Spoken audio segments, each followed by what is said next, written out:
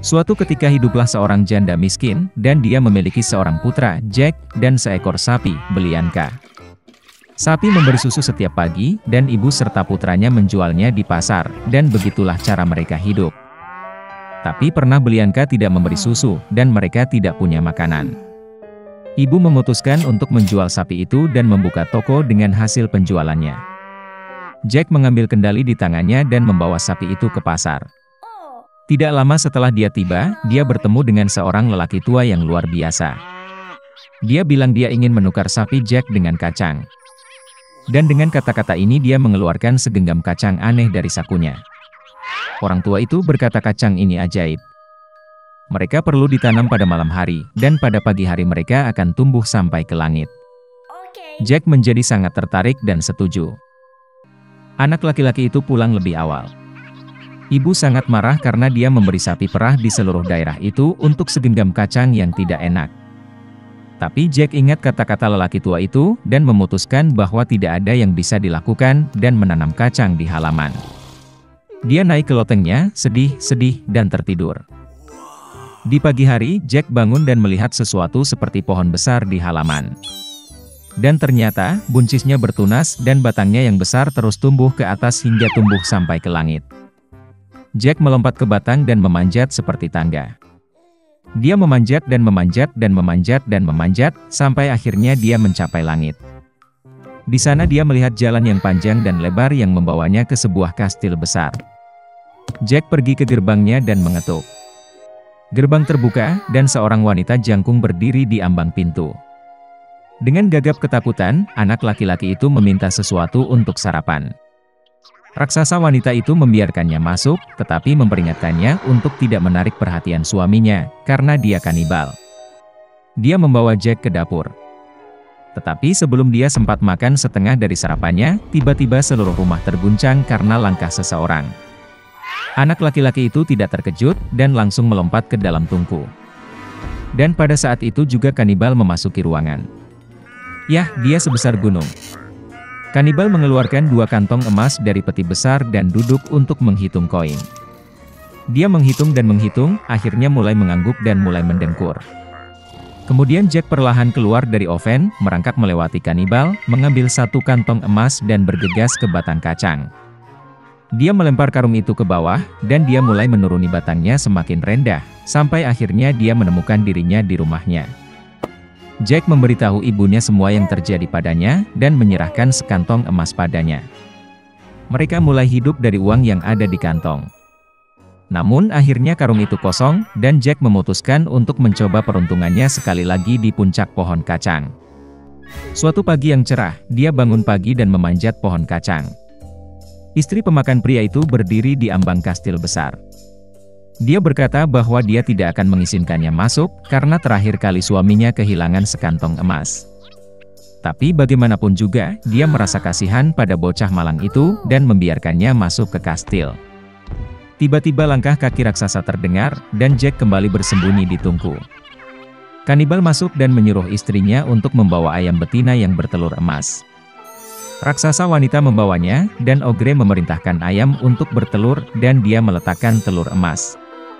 Raksasa yang senang itu mulai mengangguk dan mendengkur. Kemudian Jack keluar dari oven, mengambil ayam emas dan bergegas ke pohon kacang. Anak laki-laki itu kembali ke rumah. Dia menunjukkan kepada ibunya seekor ayam yang enak, dan mereka mulai hidup menjual telur emas. Tetapi segera bagi Jack, tampaknya ini tidak cukup. Dan ia kembali memutuskan untuk mencoba peruntungannya di pucuk buncis. Kali ini bocah itu naik ke kastil melalui jendela. Dia melompat ke kuali tembaga dan bersembunyi. Kanibal dan istrinya memasuki ruangan. Raksasa itu mencium bau bocah itu, dan mereka bergegas mencarinya di dalam oven. Tapi dia tidak ada di sana. Mereka mencari setiap sudut dan celah, tetapi mereka tidak berpikir untuk melihat ke dalam kuali tembaga.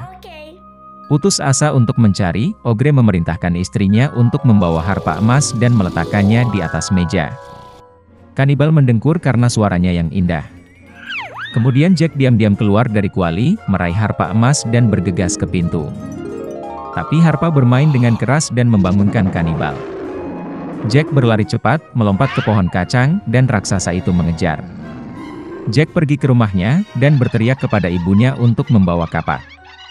Sang ibu berlari keluar dengan kapak di tangannya, anak laki-laki itu mengambil kapak dan mulai memotong pohon kacang. Raksasa itu merasakan batangnya berayun dengan keras dan berhenti. Kemudian Jack memukul lagi dengan kapak dan memotong pohon kacang. Itu bergoyang dan roboh, dan ogre itu jatuh ke tanah dan jatuh. Sejak hari itu, Jack dan ibunya tidak pernah mengenal kemiskinan lagi. Tetapi anak laki-laki itu sangat menyesal karena keserakahan mereka hampir membayar dengan nyawa mereka. Dia berjanji bahwa dia tidak akan pernah mencuri lagi dan akan bekerja keras untuk kebaikan keluarga.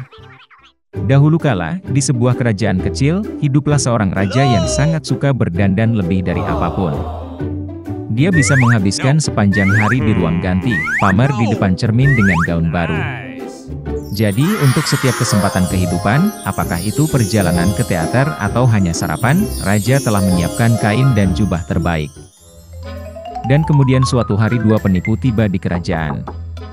Di jalanan ibu kota, mereka mendengar tentang seorang raja yang suka berdandan. Dan kemudian rencana licik matang di benak para penipu. Mereka memutuskan untuk menyamar sebagai penenun yang mampu membuat kain yang indah, lebih baik dari yang tidak bisa dibayangkan.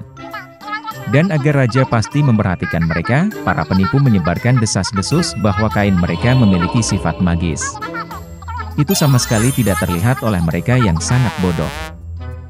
Ketika raja mendengar tentang penenun luar biasa yang muncul di kerajaannya, dia sangat bahagia.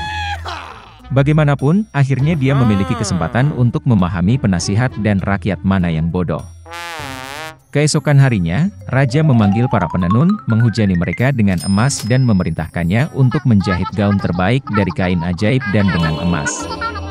Kemudian penipu mengambil semua bahan berharga, mengambil emas dan mulai bekerja. Mereka duduk di mesin kerajaan yang kosong dan mulai berpura-pura sedang menjahit gaun ajaib untuk raja. Desas-desus tentang kain aneh menyebar ke seluruh kerajaan, dan semua orang ingin melihatnya. Raja sendiri tidak terkecuali.